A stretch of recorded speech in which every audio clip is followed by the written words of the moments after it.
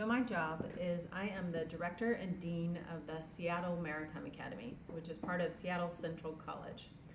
And how did I get here? Well, it's been a long and windy road, but I started out going to Texas Maritime Academy, which is part of Texas A&M Galveston. Got a 4-year degree in marine science, and then got a license. So I got an unlimited tonnage third mate's license. I went to sea.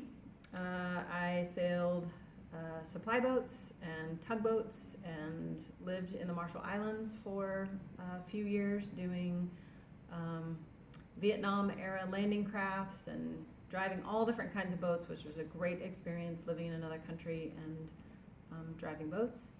I then came back to the States and did some stuff in oil and gas and worked as a safety/quality person out on ships.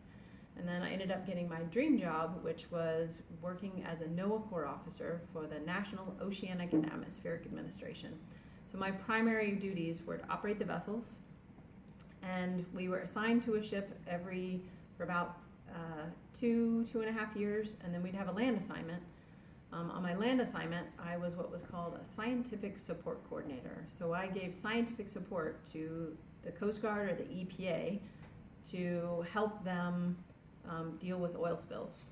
So we give them information to minimize the impact and maximize the cleanup of oil spills. Then I got assigned to a ship out in Hawaii and was the second in command of a fisheries research vessel in Hawaii. Stopped sailing, went to work for Foss Maritime Company as a safety person. And then while I was at Foss, I got a master's degree in leadership and organizational development. And then I got a job for Crowley, which is another tugboat company, but the job was in Florida.